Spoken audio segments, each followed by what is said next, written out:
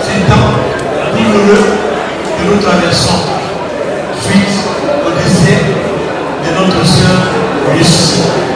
Merci. Merci parce que vous êtes présents.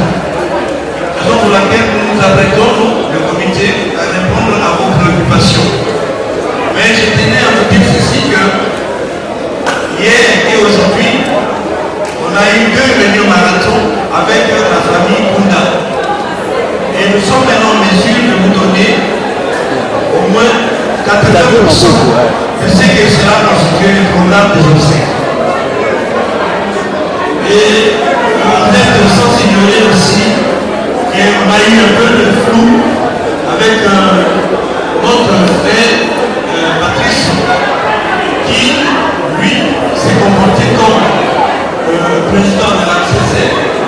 Et pourtant, nous, on s'est dit qu'on ne peut pas parler que de l'ACC, mais de tous les membres et des non-membres de l'ACC, ainsi que notre musicien, notre membre. Voilà pourquoi on a dit qu'on devait aller au-delà de l'ACC. Raison pour laquelle nous avons constitué un comité qui était d'abord provisoire et après qui a été définitif. Et nous avons demandé de nous rejoindre. C'est ce qu'il a fait aujourd'hui. Aujourd'hui, devant la famille, nous avons aplani les choses, nous avons allongé les choses et on est un. Donc ne soyez pas étonnés que vous puissiez pouvoir ensemble pendant ces obsèques de notre sœur ici. Tokalisaki mpe tolingaki tokunda mama ici na poso oyo jeudi kasi vu mwana problème ebele na groupe ya famille na bandeko mosusu bautala mikili ya mosusu ya poto mosusu bautala na province bakoya yango totie yango le 1er mai. L'enterrement de Lucie aura lieu le 1er mai. C'est un jour férié. Donc les allez bien pour la sur la salle. Alors la veillée et vous allez prendre. Alors pour la veillée, nous ne donnons pas encore le lieu, mais au moins le premier le culte funéraire sera dit dans centenaire, dans cadre des centenaires à protestant. Voilà en quelques mots le communiqué que nous avons tenu à vous dire pour que nous la réunion soit effectivement. Donc, actuellement, déjà le 1er mai, veillez ponctuel déjà le 30 avril.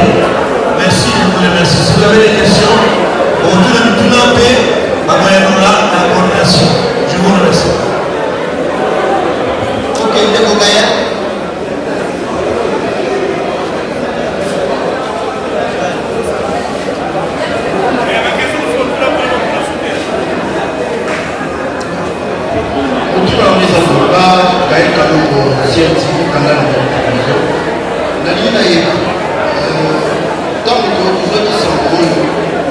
Après quelques jours, de Monique de Gonabino, et à la question qui m'a parlé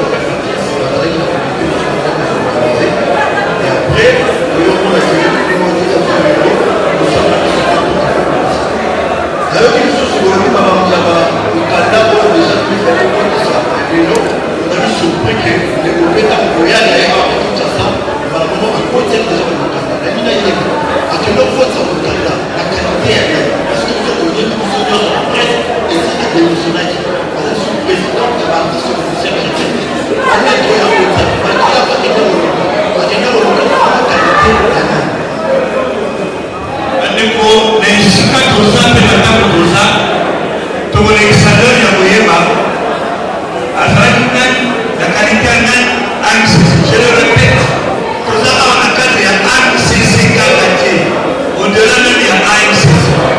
Ata musicien oyo abetaka musique ya mokili nde tolobaka soki aye awa il est le bienvenu parce que tosalaka kosala moko ya koyeba. Donc toza na ntango ya koyeba te ya kotuna te. Il s'est fait que ntango ye aye ake na famille oyokaki ke famille epesaki ye ndingisa asala badémarche biso mpe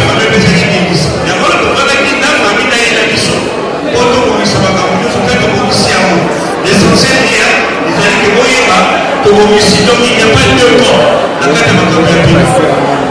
Ici. Au États-Unis, les autres là, donc on a la maman ici. Au moins, ma question est la polémique pour répondre. Merci. Et aussi, oui,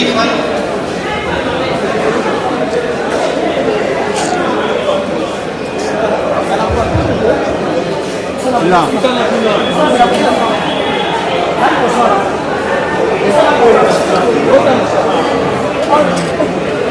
Bonjour, monsieur le Président.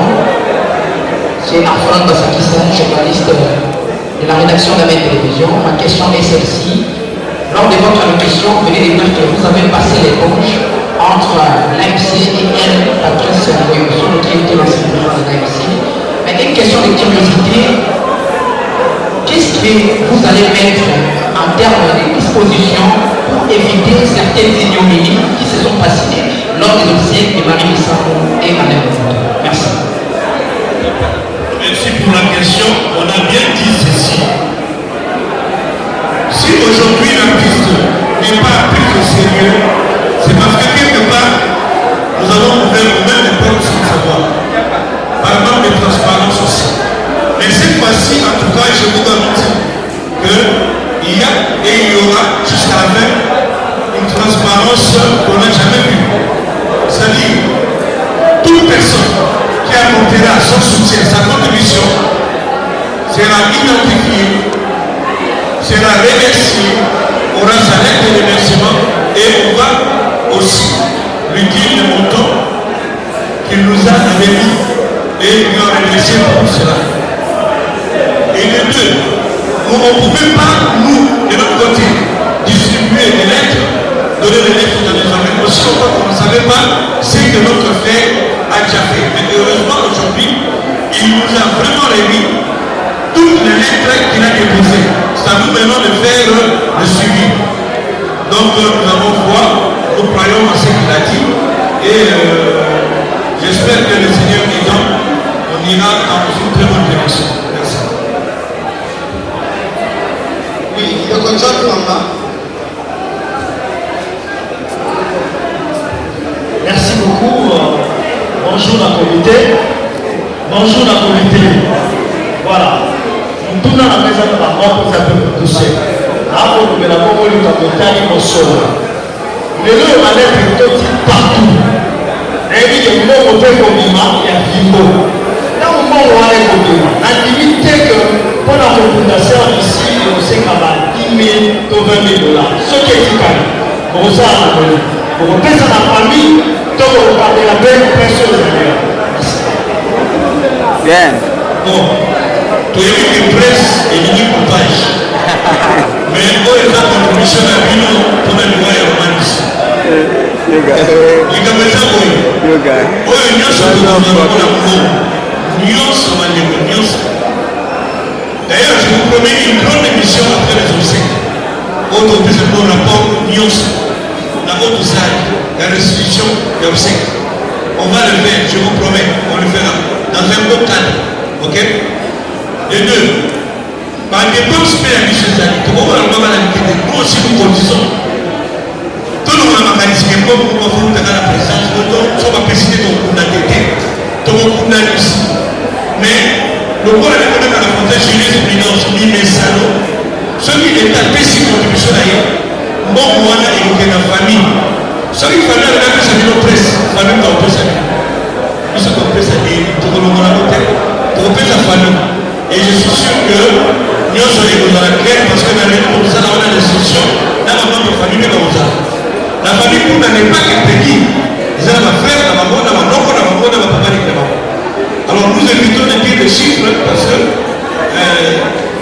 pour eux, on va quand même souffrir au cas des pas. Merci. Est-ce qu'il y a encore des questions? Amoni, ma question est oui. Bonjour, c'est monsieur le développement journaliste. C'est compris. Allô?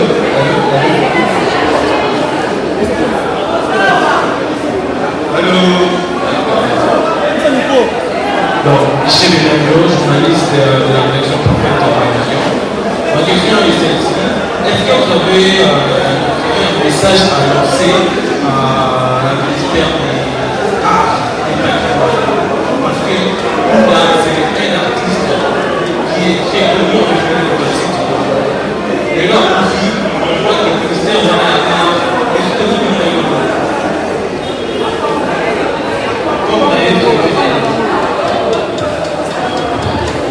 merci, je crois que à l'aide des autres, vous avez dit que vous n'avez pas encore la probabilité à pour ça la lettre parce qu'on ne savait pas là où on avait déposé. Maintenant que tout ça n'a accouché de réception, nous allons voir Waprisike Kotaki, na Waprisike Kotaki. Alors, surtout, on dit que la culture a et Kotaki, dès ce lundi, toujours côté Sayango, on a, et puis tout ça, la suivi pour la Makamo. Je crois que la semaine de qui a beaucoup à président pour la Mamalek, donc je suis au courage à tout ça dès ce lundi. Donc, on va être les jours pour maman, lundi, à tout comme instance, nous sommes à l'être de côté. Voilà. Le numéro de pour l'instant.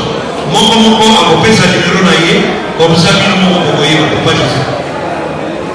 081 508 32 et 79.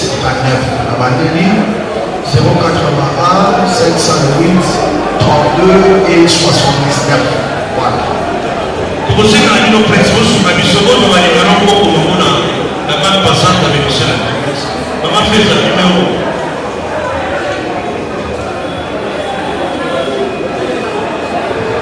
Papa Yann. C'est Papa Yann Jean.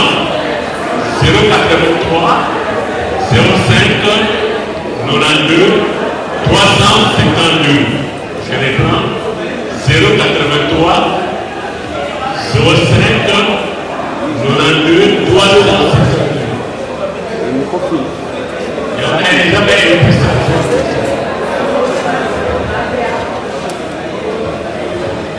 Bonga a préféré le rôle à l'année dans son contrôlé Bango dans la peste de côté. Bango bazalaka kokopienga soki ozwi bongo okopienga ye parce que ngai eloko nga na kopesaka je peux pas être parti prenante.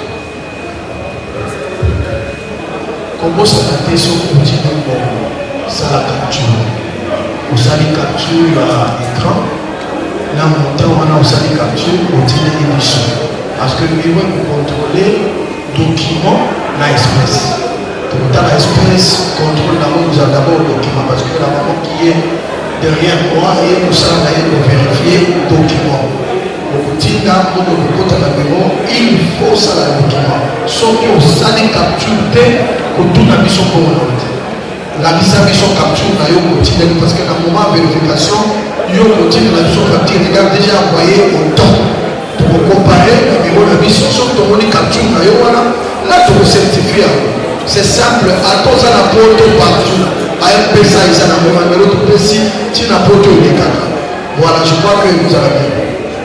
Voilà pour conclure, pour vous dire que la maïma sur le Mikanda, il faut vérifier. Vous me répondez qu'aux lettres signées et contre-signées par le cordon Paul Baleza et le cordon José Nzita. Là-bas, pasteur, où est la confie à d'avoir la bino? Vous faites mon amaboko, Tokunda, Moana, la bino. Où la Sungi, église, la Kinshasa, Pénapono. Là-bas, de toute tendance, votre soutien nous sera vraiment le bienvenu. Que Dieu vous bénisse. Je crois que tous les athées de comme la Souka, nous pouvons que vous remercier de votre accompagnement, chers amis de la presse, et que le bonheur à grâce vous accompagne. Merci. Bonjour, bonjour. Vous faites partie de l'organisation des obsèques de Maman Lucie Kunda qui vient de nous quitter. Aujourd'hui, vous vous êtes réunis à une réunion. Est-ce que vous pouvez nous circonscrire de ce qui s'est passé par rapport à cette réunion? Bon, il était question de mettre le point sur les i. D'abord par rapport à l'équipe qui devait organiser les obsèques de notre bien-aimé Lucie Kunda. et vous avez suivi le décordon. Aujourd'hui, nous avons les quitus de la famille pour organiser officiellement les obsèques de notre bien-aimé Lucie Kounda. Quand je dis nous, c'est-à-dire cette organisation qui vous a invité ici, coordonnée par les frères Paul Balenza et le frère José Ndi. Et deuxièmement, c'était aussi question de fixer l'opinion par rapport aux dates officielles pour l'organisation des obsèques. Premièrement, vous devez savoir que la levée du corps interviendra à partir du 30 avril et puis la levée du corps, ça sera le 1er mai. C'était ça la communication officielle, contrairement à ce qu'on avait communiqué. Officiellement, maintenant, c'est le 1er mai que nous allons lever le corps de notre sœur Lucie Kounda. Pasteur Didier Mayemba, en tant qu'une personne faisant partie des organisateurs aussi de ces obsèques, à ce stade actuel, est-ce que vous avez des difficultés? Et s'il y en a, quels sont les endroits où vous êtes allé frapper pour que cette situation soit décantée? Non, s'il faut dire en termes de difficultés, ce n'est pas vraiment ça. Mais sauf que nous voulons seulement que la mémoire de notre sœur Lucie Kounda soit honorée dans tous les pays, je dirais. Les institutions, l'Église, nous voulons que cette sœur qui a servi le Seigneur, qui a marqué le temps dans notre pays, qui a impacté des générations avec sa voix dans cette nation, que ces obsèques soient organisées avec tous les honneurs possibles. Et voilà pourquoi nous continuons encore à frapper des portes. Il y a déjà quelque chose, nous sommes déjà quelque part, mais nous voulons encore faire mieux. Et pour faire mieux, nous avons besoin de la main de tout le monde, en commençant par le premier citoyen de la République, jusqu'à tout aux citoyens lambda. Donc c'est un peu ça, parce que la musique de notre sœur, comme je le disais, a impacté la République démocratique du Congo. Elle était toujours là pour édifier, mais aussi pour amener le peuple dans des cantiques patriotiques, des cantiques des prises de conscience, d'éveil de conscience, c'est ce que je voulais dire. Donc vous comprenez, donc voilà pourquoi nous sommes déjà quelque part, mais rien n'empêche que les autorités de cette nation, que l'église de cette nation, voire même d'ailleurs la diaspora congolaise, mettent la main dans la pâte pour que les obsèques de notre sœur soient organisées d'une manière digne. C'est un peu ça. Merci. Basali na Brazzaville. J'en suis sûr, Nazaka Kanga Mogote, Pasteur Guy Onzanga, Boyebi Kebana Wana, na banzemo na bango bato basekwa na Brazzaville, bato babika, mabale bonga. Bazali bana moko misato, bazalaki simple comme bonjour. Donc ceux qui te disent Sœur Marie, te rejoint pas bango. Naza na passe, Congo na biso ezali Oboso, président Sassou azalaka Oboso. Ya Bruno Itwa, yo le baki na biso ni biso bayembi. Tolingi to mona ba œuvre na oyo. Ceux qui te le bito landaka bino ba gouvernement, yo yebi. Ya pardon. Biso ba musicien to zaka na mbongo te, to za limité, to beta kamatolo. Mais na makamwa matanga to beta matolo te. Bo kota na begizi ya Brazzaville. Bo landa ba musicien ba chantre américain ndenge to salaka. Na ya minene. Oya lingi ya ezala moto ya fandika na Brazzaville azalaka fan na bango. Bo tia mwa bateau moko en disposition. Allez comme retour. Ceux qui attendent 8 personnes bakoya kabaya na contribution. To kunda mwana ya papa Nzambe. Eponi église te catholique, protestant, kimbangiste, salitiste. Bino nyonso yo bosambela kanzambe. Ata bino na franc-maçonnerie. Bo kanze mona bango te. Bo yaka toza biso nyonso bekela. Bo ya na ba contribution. Western Union ezali. Numéro à maman Feza ezali partout divulgué. Il y a frère Nabiso José Nzita ezali divulgué partout. Il y a papa Nabiso Henri papa kutu azanga raté na Brazzaville. Matanga nani ayete. Bo tinda baza bato sérieux. Je suis au milieu d'eux. Bo yebingala na tele makana ba matanga affaire esalamaka. Awa pe na telemi bo pe sanga sonité. Congo Brazzaville Oboso. Tala miracle nzambe. Na kati ya badji na biso ya ba musicien. Oh Yesu. Batie nini? Drapeau ya Congo. Drapeau ya Congo. Pour na preuve na la Sabino badge. Ba pesi biso drapeau ya Congo. Et pour ça RDC. Et lingo là-bas, ça montre que tozali bon moko. Corps de Christ, toza bon moko na monde entier. Donc le quoi toza bon moko na monde entier. Poto et sali. Na sengi Cameroun. Kuna epai Cap de Merali. Bo sala.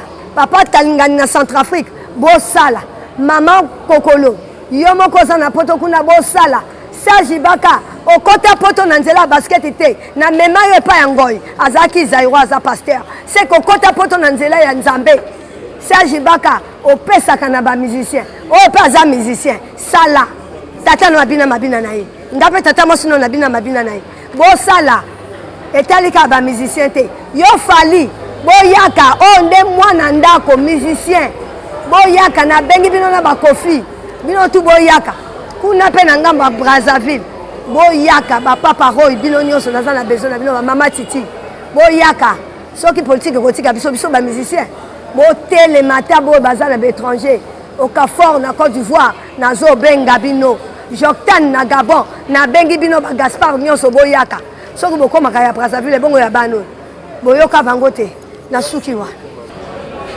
Oui, nga maman Pami Mwassa, chantre de l'Éternel. Na maman Letty Sindani.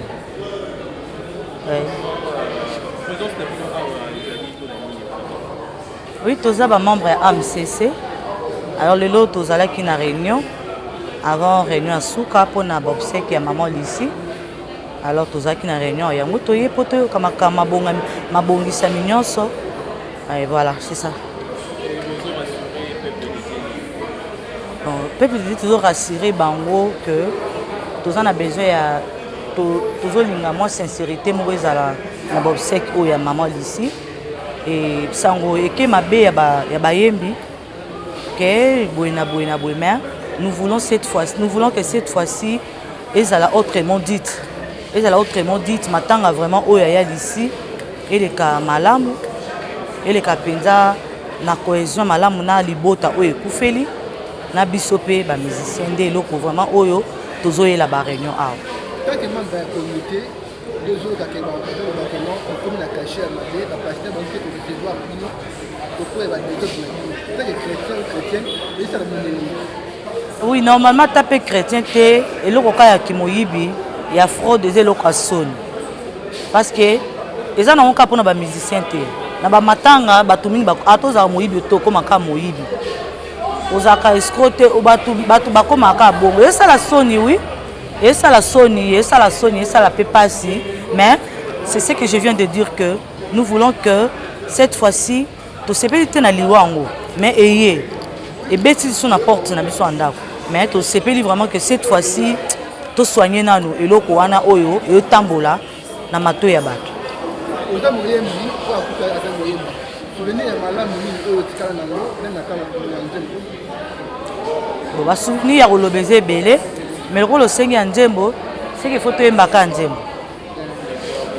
nakoyembela nzambe nanga alleluya kembo na yawe nakokumisa papa nanga luya kembo na yawe nakoyembela ye pe banzembo alleluya kembo na yawe nakokumisa ye na mabina alleluya kembo na yawe okelaki likolo na se na nguya na yokolo yokopesaka na moto nyonso mpe mabomoi mpe lobiko tozalaki bawana bozangi bomoi otindelaki biso molimo mosantu na yo yawe kumisama alleluya kembo na yawe un mot et pas ma chambre au bazo ya lelo parce que manière dont maman Alicia c'est Nzambe yango lelo tozara pour honorer quand même un mot et pas génération oyo bimasika na façon na bango servir Nzambe. Oui pour la génération oyo ezobimasika oyo pe eza déjà na kati mais eyebani nanu te par la grâce de Dieu ba oyebana na pesa catholique to landa exemple na ba oyo pe baza déjà babima déjà kala to landa exemple ya baya na biso ndeni batambolaki humilieux mais ba sela nzambe critiquer mais ba sela nzambe na sambula ba sela nzambe na kozanga ba sela nzambe et surtout beaucoup plus l'humilité précède la gloire. Bozomona misala moto alali na morgue na kati ya malili mais matanga na ye ça se passe dans le calme. L'organisation mais dans le calme. Dans le calme. Donc na sengi biso bayembi oyo totikali na bomoi, le reste des vivants tout ça il nzambe na bosolo, tout ça il nzambe na cupidité te, tout ça il nzambe na kati ba critique te, tout ça il nzambe na kati ba kotonga tonga te parce que bayaya wana batambolaki na kotonga tonga te, batambolaki na ba cupidité te, batambolaki na mama bete, vraiment bas exemple pe modèle. Merci maman, question sur Eza. Olobini n'est pas bateau, bah ça pourra déjà la musique d'Amino. Et puis maman ici ne plus là. Olobini n'est pas na bango. Apport na bango nino ba qui peut apporter dans moment où Eza moment ya passé. J'ai passé là. Oui, na moment où pende ya passé. Na lobi na sengi na bande nyonso oyo bolinga musique chrétienne. Na sengi na bino surtout beaucoup plus ya Peggy parce que ya ici elle ne chantait pas seule. Alors maintenant ya naé. Alors bon meka ko contacter ya ici. Boya place mata ya Peggy, matanga peu place ezali. Vraiment na minute oyo, je sais que le sambo ko sungaye azamakasi. Mais mbongo babi l'argent répond à tout. Mbongo nde ekosunga penza matango oyo ele kamalamu. Ekosunga parce que moni mutu musa koko kufela, mutu musa koko kufela. Abeta ba calcul na zombongo boye wapi. Il faut boye na sala mosala e bakise kolela e bakise mawa. Maintenant simbi ba mbongo moko na maboko, ebi ke non leki nanga na okunda e awa. Leki nanga na sa boye. Bato balandi biso na sala boye. Pona ko honorer mo way. Donc et ça la bien. Dans na sengi na bato nyonso bolinga ki le kunda sister boya na lia matanga beaucoup tay na ya Peggy bo solicier bo sungier et ça la bien pe biso ba yembi tokozala honorer na lisungi na bino nyonso. Merci. Ah bonjour. La conférence de presse où il y a Maman Peggy, l'organisation de la funéraire, il y a Maman Peggy. Tout le monde est parmi artistes et bazala qui ont comme on maman Laetitia Koubemba Sindani, la chantre de l'Éternel. Parce que il y a une organisation funéraire, il y a Serre Lissi Kunda. Maman Laetitia. Maman, souvenir il y a maman Lissi Ezali. Souvenir à bien tellement belé parce que tu vas presque chaque jour. Ouais. Dans l'organisation belé, banzembo belé. Donc, tu as dit presque.